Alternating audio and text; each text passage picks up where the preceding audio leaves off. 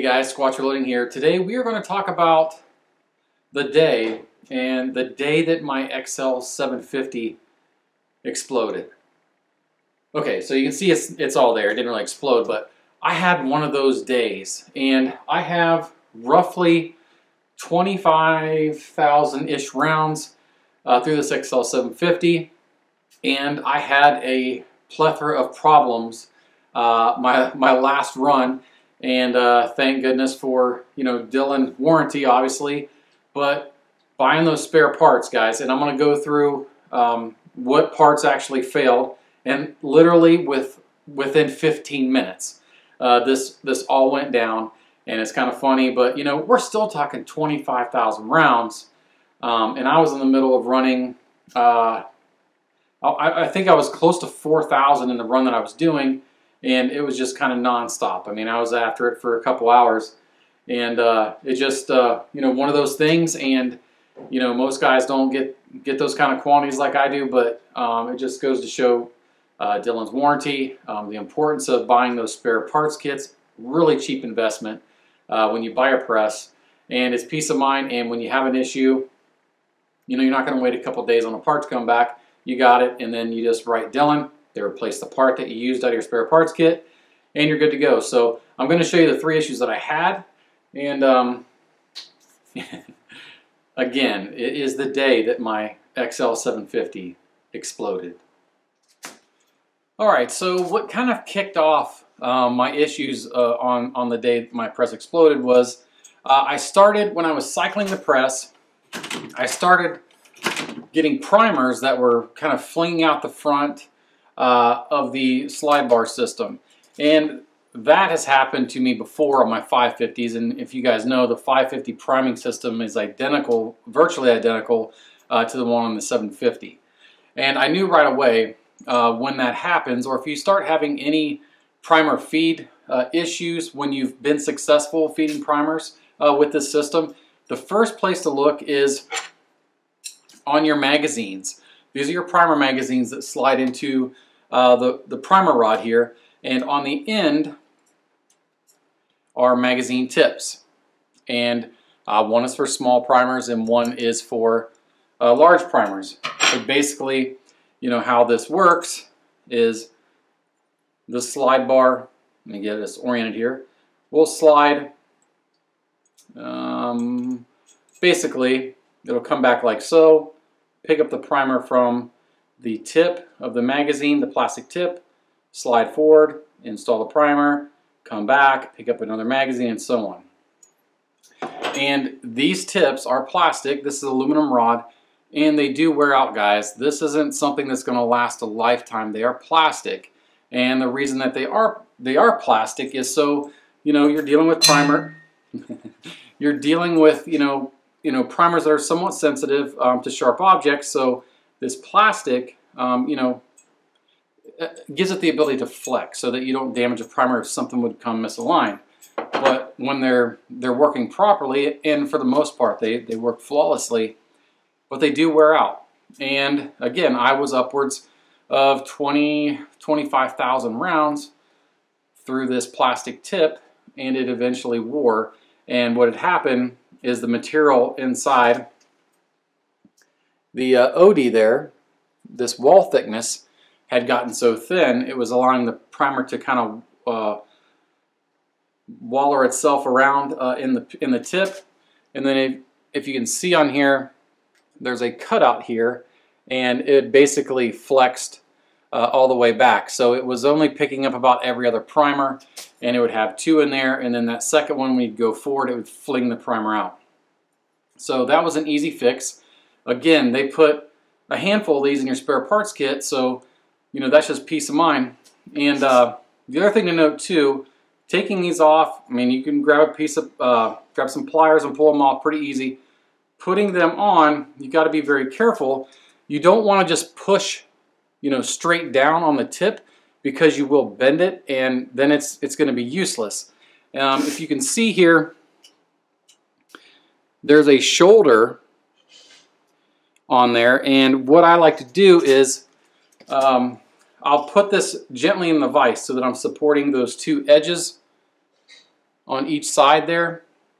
And I took a hair dryer and kind of got this warmed up a little bit.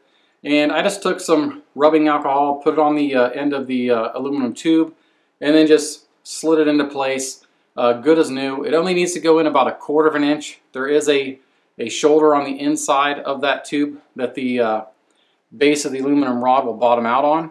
But pretty easy fix.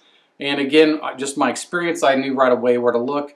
But you know, if you guys are having primer issues, check out that magazine tip right there.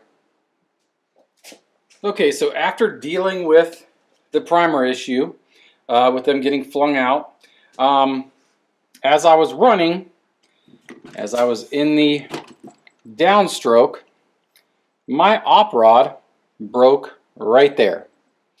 And the irony of this is, I just watched a video. Justin over at Keystone Mountain Outdoors just did a video on this, and the issue was some of these op rod brackets and the primer feed base right here. There is a measurement called out in your Dillon manual, and I believe it's 5 5/8 inch. You have to double check, but I believe that's what it is. And what has happened on some machines, that this bracket was actually a little bit lower, and when that bracket was lower, it drops the op rod down and putting more pressure on this joint or this bend right here. And if you look at your op rod, there's going to be little, if any, but some flex in this rod. That is to give spring tension to the slide, but with this bracket being too far forward, it puts all of the pressure at that bend. And when I watched Justin's video, I noticed that mine had a slight crease right there. And typically when this has been out of adjustment, guys are getting about 5,000 rounds in that op rod breaking. I was approaching 25,000 rounds, and my bracket is spot on per the manual. But I did have that failure point right there the same day. And luckily, again, this is just sheer luck with this priming system experience I had on the 550s. When I bought this press, I picked up another one of these op rods just to have, because it is, you know, something that I consider a wear point. This is not going to last forever. But I called Dillon, had another one here in a couple days, but luckily I had one in my stash there, so I just kept running. But you know, watch right here. You're going to see a crease right there in this bend. If you start seeing that, especially when you're getting into some high round counts like I am, that can fail on you, and it's prone to fail, and it's designed to fail. All right, so the third failure of the day, and again, we're talking within 15 minutes or so of each other. My bin was full. My cartridge bin was full, so I pulled the handle down so I could slide out the finished case bin.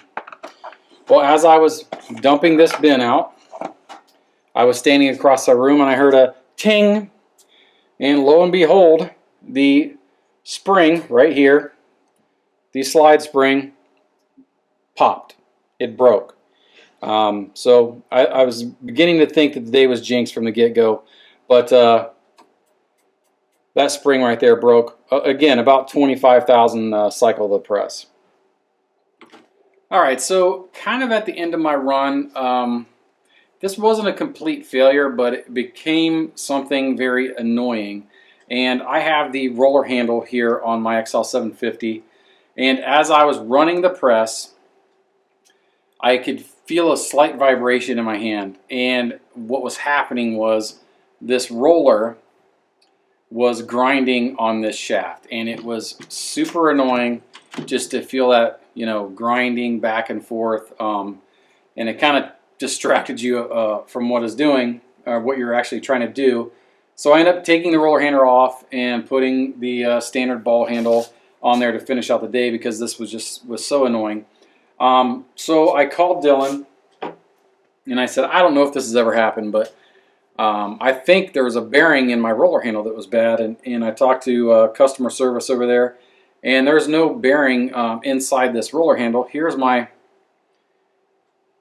old one here, but what had happened is this is greased, and apparently I did not know that, and just running it so much that the grease had ran out of it or dried up, and it was getting some aluminum to steel, you know, rubbing, which is kind of scalding, and that was the vibration that I was feeling in my hand. But Dillon sent me out a replacement handle, got some new grease in there. But so that's something that I know when I do maintenance on this press, I'm going to pull this clip out, pull this handle, put some new grease in there, and put it back together, just to keep it running like new.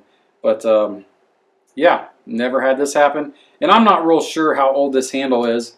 I've had this on my other 550, so I mean this could be 50,000-ish rounds or something on this particular handle. But it did finally, like I said, the grease dried up and it scalded. And but again, a quick phone call to Dillon. They hooked me up with a new roller. Getting it out is kind of tricky.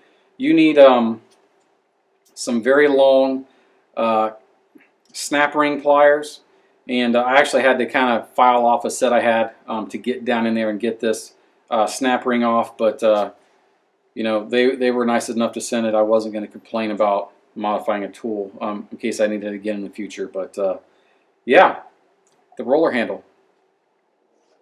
Alright guys, I hope you like this video. Just a quick summary of the day that my Dillon exploded.